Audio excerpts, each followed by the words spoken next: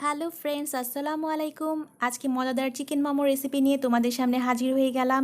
এই রেসিপিটি খুবই সুস্বাদু এবং খেতেও অনেক মজাদার। তাহলে চলো কিভাবে চিকেন মোমো বা ডাম্পলিং তৈরি করা যায় ইজি ওয়েতে। দেখতে পাচ্ছ আমি এখানে চিকেন ব্রেস্ট নিয়েছি, আর এটা একদম হাড় ছাড়া মুরগির টুকরো 2 পিস নিয়েছি। এখানে আমি পেঁয়াজের কলি, মরিচ কুচি নিয়েছি কেটে। এগুলো সব নিয়েছি চিকেন স্টুটা প্রিপারেশনের জন্য। দেখতে পাচ্ছ এখন আমি পিস পিস করে কেটে নিব, কুচি কুচি করে।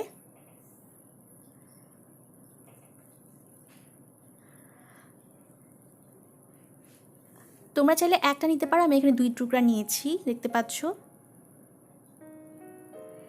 এখন এই তো হয়ে গেল, এগুলোকে আমি কেটে রেডি করে ফেলেছি। এখন এগুলোকে আমি সুন্দর করে এখন আমি মাংসটাকে কুচি কুচি করে কাটবো, ছোট ছোট পিস পিস করে।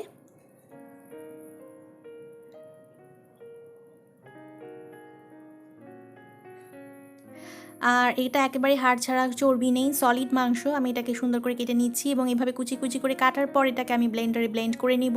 তোমরা চাইলে ছুরি দিয়েও কুচি কুচি মিহি শেপ করে নিতে পারো, মানে মিহি করে নিতে পারো। আমি এখান থেকে কাটার পর এগুলোকে এবার ব্লেন্ডারে ব্লেন্ড করে একদম মিহি করে ফেলবো। এখন যে খামিরটা তৈরি করব মোমোর ডো, সেটার জন্য আমি 2 কাপ ময়দা নিয়েছি এবং গরম পানি নিব। গরম পানি না, নর্মাল পানি আমি এখানে দিব 1 কাপ।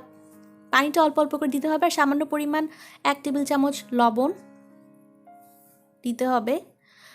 আমি আগে ময়দাটাকে ভালো মতো মথে নিচ্ছি।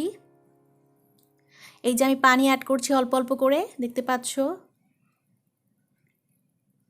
এদিকে আমার মাংস রেডি, কুচি কুচি করা। এটাকে আমি অলরেডি ব্লেন্ডারে ব্লেন্ড করে নিয়েছি। এখন ভালো মতো মথে নিচ্ছি মোমোর ডোটা। এই তো হয়ে গেছে। এখন আমি এটাকে 15 থেকে 20 মিনিটের জন্য রেখে দিব।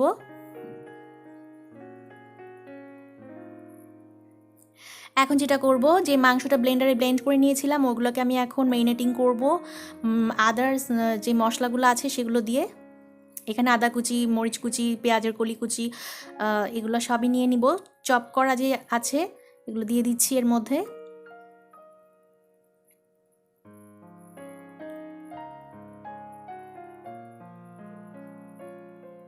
এই দিয়ে দিলাম পেঁয়াজের কলি কুচি, মরিচ কুচি। এখানে কিন্তু 1 টেবিল স্পুন লবণ আমি অ্যাড করব পরে, স্বাদ মতো। সয়া সস অ্যাড করে দিচ্ছি, এটাও 1 table spoon light soya sauce.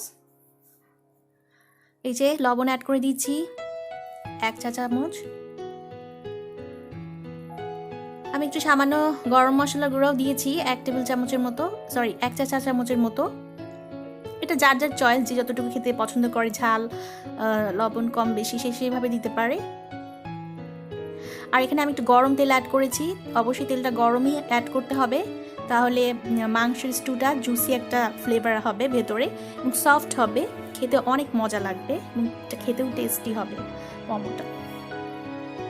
ভালো মতো আমি এখন মাংসটাকে, মানে চিকেনটাকে মেরিনেট করে নিব, ভালো মতো মিক্সিং করে নিব।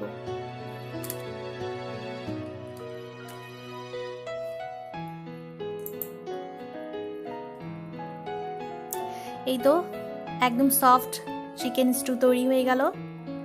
এখন আমি মাখিয়ে এটাকে রেখে দিব কিছুক্ষণের জন্য। দেন আমি মোমোর ডো প্রিপেয়ার করার জন্য আমি রেখে দিয়েছিলাম ডোটা, সেটার দিকে দেখব। আমি এখানে একটু গরম মশলা গোলমরিচের গুঁড়ো অ্যাড করছি 1 চা চামচের একটু বেশি। এটা যার যতটুকু প্রয়োজন সেভাবে তোমরা অ্যাড করে নিতে পারো, কম বা বেশি। আমি এখানে 1 চা চামচের একটু বেশি নিয়েছি, একটু ফ্লেভারের জন্য। গরম মানে গোলমরিচের গুঁড়োটা অ্যাড করলে একটু ফ্লেভার অ্যাড হয় আর কি।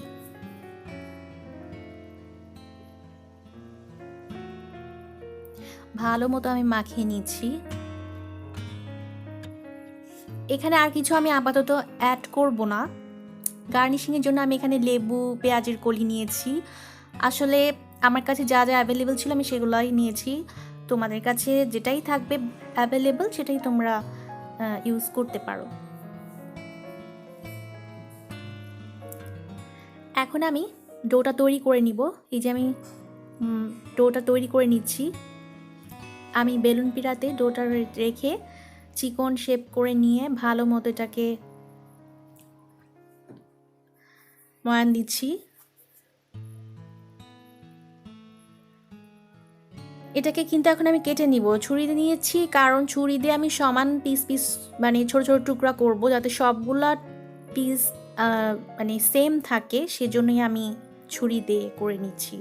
কারণ কোনোটা ছোট বড় যাতে না হয়, সেই জন্য সবগুলো একটা সাইজেই হয়।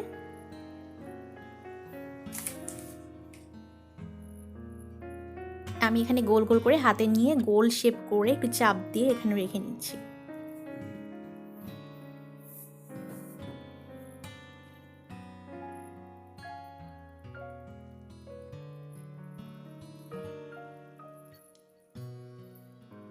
ছুরিটা দিয়ে আমি একটু তেরচা করে কাটছি, দেখতে পাচ্ছ।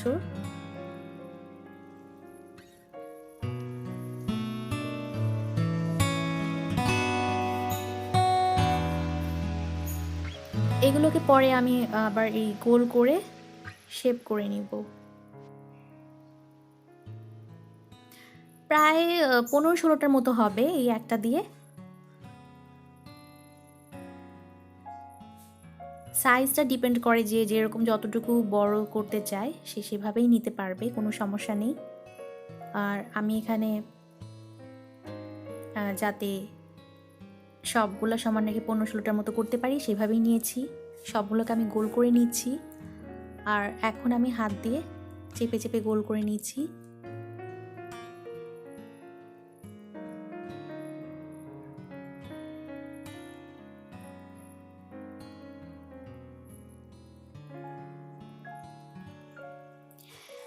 এখন আমি এগুলোকে রুটি বেলে নিব, ছোট ছোট করে রুটি শেপ করে বেলে নিচ্ছি। খুব বেশি বড় করব না, এবং রুটিটা মোটামুটি পাতলা থাকে, খুব বেশি পাতলা বা খুব বেশি মোটা হবে না, যাতে স্টিম হয় ভালো মতো সেভাবে আমাদের করতে হবে। রুটিটা বেলে নিতে হবে। এখন আমি এই চিকেন স্টুটা ময়দার এই রুটিটার মধ্যে পুরে দিচ্ছি ভালো মতো।